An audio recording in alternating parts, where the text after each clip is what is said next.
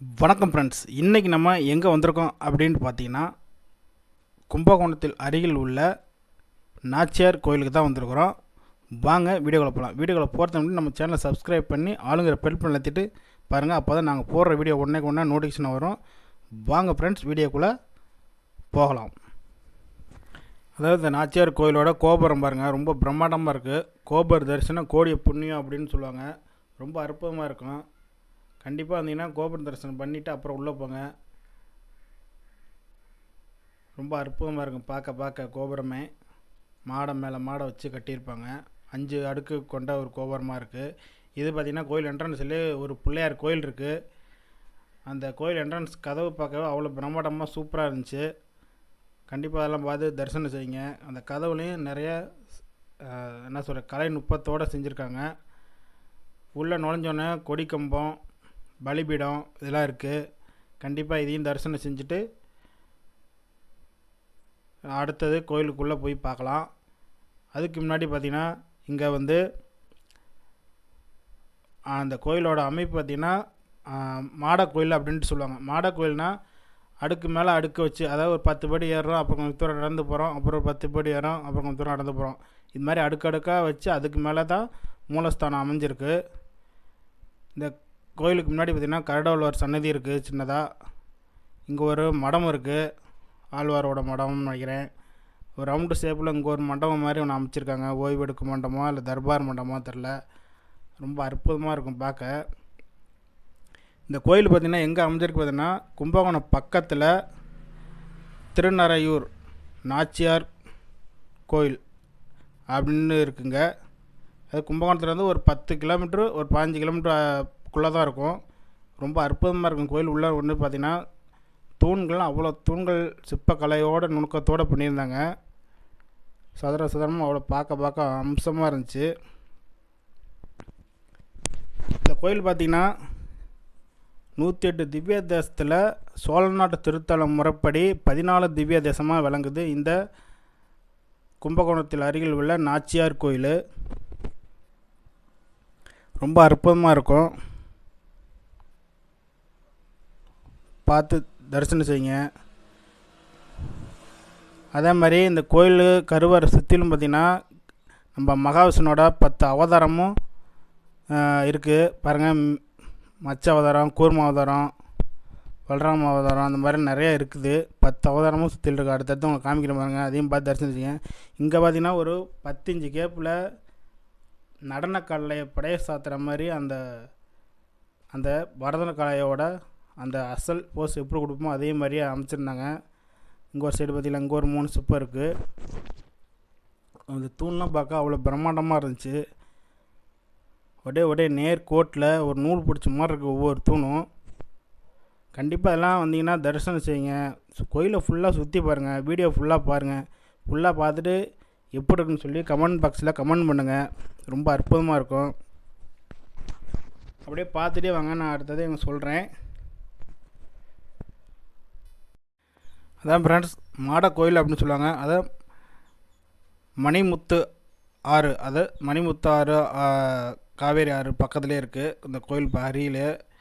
அப்புறம் நாச்சியார் கோயில், சீனிவாச கோவிந்த பெருமாள்னு சொல்லி பேர். அதாவது இந்த சீனிவாச பெருமாள் கோயிலாக இருந்தாலும் நாச்சியாருக்கு, அதாவது தாயாருக்கு தான் முக்கியத்துவம் கொடுத்து இருக்காங்க. நம்ம நேரம் நின்று பார்த்தோம்னா தாயார் தான் ஃபஸ்ட்டு தெரிவாங்க. கருவறையில் பார்த்திங்கன்னா 4 பெருமாள் இருப்பார். அப்புறம் பார்த்திங்கன்னா இங்கே 2 கழுகு வந்து இந்த ஒரு மரத்தடியில் கீழே விழுந்து உயிர் விட்டுருக்கு. அதுக்குன்னு தனியாகவே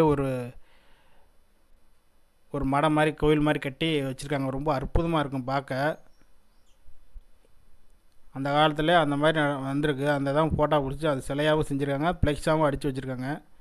2 பறவை வந்து இந்த இடத்துல விழுந்து உயிர் விட்டுருக்கு. அதுக்கு தனியாகவே கோயில் கட்டியிருக்காங்க. பார்க்க ரொம்ப அற்புதமாக இருக்கும். நான் பாருங்கள், மகாவிஷ்ணு தாயாரும் அமர்ந்திருக்க மாதிரி ஒரு சிற்பம் இருக்குது. ரொம்ப அற்புதமாக இருக்குது.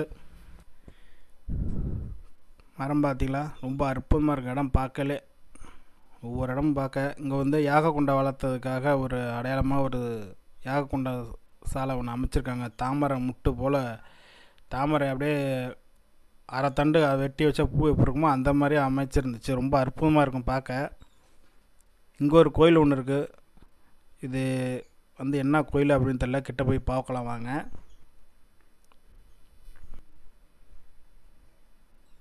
பார்க்கவே அற்புதமாக இருக்குது. பூட்டி இருக்குது கோயில். பிள்ளையார் கோயில்ன்ட்டு நினைக்கிறேன். ரொம்ப அற்புதமாக இருக்குது. கோயிலை சுற்றி வரையிலே ரொம்ப அற்புதமாக இருக்கும் பாருங்க.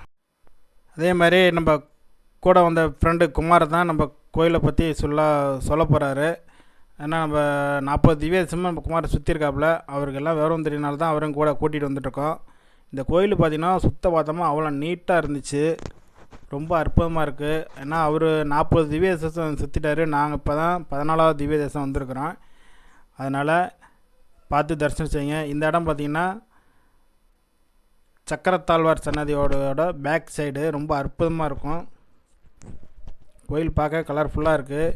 இந்த கோயில் சுற்றிலும் ரொம்ப அற்புதமாக சுத்தபத்தமாக நீட்டாக இருந்துச்சு.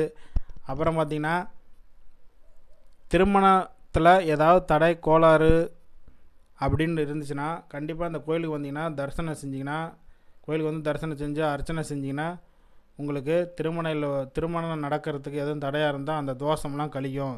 ராகுக்கு தோஷம் இருந்தால் கூட கழியும் அப்படின்ட்டு சொல்கிறாங்க. ரொம்ப அற்புதமாக இருக்கும். எந்த தோஷமாக இருந்தாலும் இந்த கோயில் வந்து தரிசனம் செஞ்சிங்கன்னா உங்களுக்கு கண்டிப்பாக அந்த தடைகள்லாம் நீங்கும் அப்படின்னு சொல்லி ஒரு ஐதீகம் வரலாறு இருக்குது. இது சோழநாட்டு திருத்தலில் 14வது திவ்ய தேசமாக விளங்குது. திருநறையூர் நாச்சியார் கோவில். நாச்சியாருக்கு தான் முக்கியத்துவம் கொடுத்துருக்காங்க. பெருமாள் கோயிலாக இருந்தாலும் ரொம்ப அற்புதமாக இருக்கும் பாருங்கள். அந்த கோயில் கோபுர தரிசனம்லாம் ரொம்ப பார்க்க அவ்வளோ பிரம்மாண்டமாக இருந்துச்சு. இங்கே ஒரு ஆழ்வாரோட மடம் ஒன்று இருக்குது. அந்த படிக்கட்டுலேயே பார்த்திங்கன்னா அவ்வளோ டிசைன் அமைச்சு வச்சுருக்காங்க. கல்வெட்டுலேயே தமிழ் கல்வெட்டுகளும் அது இருக்குது. ஆனால் எல்லாம் செல்ல அரிச்சு கிடக்குது. அவ்வளோ எல்லாம் அரிச்சு போன மாதிரி இருக்குது. பார்க்க ரொம்ப அற்புதமாக இருக்குது பாருங்கள். இந்த கோபுர தரிசனம் கோடி புண்ணியம்னு சொல்லுவாங்க. அதுதான் உங்களை அடிக்கடி சொல்கிறது. எந்த கோயில் புண்ணியாலும் கோபுர தரிசனம் செய்யுங்க. பலிபீடம் கொடிக்கம்பத்தை வணங்கிட்டு அப்புறம் மூலஸ்தானத்தை போய் வணங்க. அந்த கோபுரத்தை பார்த்தீங்களா, பார்க்க அவ்வளோ சூப்பராக கலர்ஃபுல்லாக அவ்வளோ சுத்தபத்தமாக பிரம்மாண்டமாக இருந்துச்சு பார்க்க. ஏன்னா கோபுரத்தில் தான் அனைத்து தெய்வங்களும் வடிவமைச்சிருப்பாங்க. அப்போ அந்த தெய்வத்தை எல்லாத்தையும் வணங்கினா நமக்கு கோடி புண்ணியம் அப்படின்னு சொல்லுவாங்க. அதுக்கு தான் கோபுர தரிசனம் கோடி புண்ணியம் அப்படின்ட்டு சொல்லுவாங்க. இந்த கோபுரம் பார்த்திங்கன்னா பழைய கோபுரம். இங்கே கருடாழ்வார் தான் மூலஸ்தானத்தோட கருடாழ்வாருக்கு தான் முக்கியத்துவம் கொடுத்து, கருடாழ்வார் வாகனம் தான், ஆனால் அவருக்கு தான் முக்கியத்துவம் கொடுத்து இங்கே ஆள்கால் பூஜையும் நடக்குது. எங்கேயும் இல்லாத அதிசயம் என்ன அப்படின்னு பார்த்திங்கன்னா, இந்த கருடாழ்வார் வீதி உலா வரப்போ கல்லுலேயே வீதி உலா வருவார். அந்த கல்கருடர் அப்படின்னு சொல்லுவாங்க. கல்கருட வணங்கினீங்கன்னா எல்லா தோஷமும் நீங்கும் அப்படின்னு சொல்லுவாங்க. இந்த கல்கருட கருவாரிலேருந்து வெளியே தூக்கிட்டு வரப்போ 8 பேர், அப்புறம் 16 பேர், 32 பேர், 64 பேர் அப்படியே வெளியே வர வெயிட்டு கூடுமாமா. அது எந்த அளவுக்கு அவ்வளோ சத்துருவாக அவ்வளோ ஒரு பவர் இருந்துச்சுன்னா அந்த மாதிரி வெயிட்டு கொடுப்பாரு அப்படின்னு தெரில. ஏன்னா 8 பேர் தூக்கிறவர் 16 பேர் 32 பேர் தூக்கினா கூட அந்த இது கிடைக்காது. அதே மாதிரி உப்பிலிப்பன் கோயில் உள்ள யானை தான் நாச்சியார் கோயிலுக்கும் வந்து தரிசனம் செய்யும் அப்படின்னு சொல்லியிருந்தாங்க. அதான் அதோட லிங்கம் கொஞ்சம் சேர்த்துருக்கேன், கோச்சிக்காதீங்க. ஏன்னா நாங்கள் போன நேரம் இந்த நாச்சியார் கோயிலில் யானை இல்லை. கருடாழ்வார் பார்த்திங்கன்னா மூலஸ்தானத்துலேருந்து வெளியே வராரு பாருங்க. 8 பேர் மட்டும் தூக்கிட்டு வராங்க. தூக்க முடியலையாட்டுக்கு, தூக்க முடியாமல் கீழே வைக்கிறாங்க. ரொம்ப அற்புதமாக இருக்கும் காட்சி பார்க்கவே. மூலஸ்தானத்துலேருந்து வெளியே வரதுக்கு பார்க்கவே அந்த கருடாழ்வாரோட இது பார்த்திங்கன்னா அவ்வளோ பிரம்மாண்டமாக சூப்பராக இருக்கும். இந்த கருடாழ்வார் நல்லா கவனித்து பார்த்திங்கன்னா அந்த வேர்வை துளியில் நல்லா தெரியும் உங்களுக்கு. அயர்வால் அந்த ஒட்டி எடுப்பாங்க. ரொம்ப அற்புதமாக இருக்கும். ஏன்னா உயிர் உள்ள ஒரு ஜீவனுக்கு தான் வேர்க்கும். நம்மளுக்கு எப்படி வேர்க்குதோ அதே மாதிரி முத்தாக வேர்வை தொழில் பார்க்கலாம், தரிசனம் செய்யலாம். அது பார்க்கவே அவ்வளோ அற்புதமாக கண்கொள்ளா காட்சியாக இருக்குது. இந்த நாச்சியார் கோயில் சீனிவாச பெருமாள் கோயில் மூலஸ்தானமாக இருந்தாலும் கருடாழ்வாருக்கு தனி சன்னதி அமைச்சிருக்காங்க. ஒரு வாகனமாக இருந்தாலும் கருவறையில் உள்ளே கொண்டு வைக்க போகிறாங்க பாருங்கள். வெளியே வரப்போ 64 பேர் தூக்கிட்டு வந்தாங்க. உள்ளே வைக்கிறப்ப 8 பேர் தான். ஆரம்பிக்கிறது 8 பேர், வைக்கிறது 8 பேர் தான். அது முடிஞ்ச பிறகு பார்த்திங்கன்னா நம்ம தாயாரும் சீனிவாச பெருமாளும் வீதி உலா வராங்க. ரொம்ப அற்புதமாக இருக்கு ஃப்ரெண்ட்ஸ். கோயிலை வீடியோ ஃபுல்லாக பார்த்தீங்களா? இந்த 14வது திவ்ய தேசம் கோயில் ஃபுல்லாக பார்த்துருப்பீங்கன்னு நினைக்கிறேன். நான் பார்க்காது சொல்லாது எதாவது இருந்துச்சுன்னா கமெண்ட் பாக்ஸில் கமெண்ட் பண்ணுங்கள். அடுத்து என்ன வீடியோ உங்களுக்கு வேணும் அப்படின்னு சொல்லிட்டு கமெண்ட் பண்ணுங்கள். நாங்கள் வந்து 108 திவ்ய தேசம் தொடங்கியிருக்கோம். இடையில சிவன் கோயில் வீடியோவும் வரும். கண்டிப்பாக தரிசனம் செய்யுங்க. அதையும் 108 திவ்ய தேசமும் அடுத்தடுத்து தொடர்ந்து உங்களுக்கு வரும். அதே மாதிரி இந்த வீடியோ எப்படி இருந்துச்சு அப்படின்னு பார்த்துட்டு கமெண்ட் பண்ணுங்கள். நான் சொல்லாத எதாவது இருந்தால் கண்டிப்பாக தவறாக சொன்னிருந்தாலும் மன்னிச்சுங்க. Bye friends.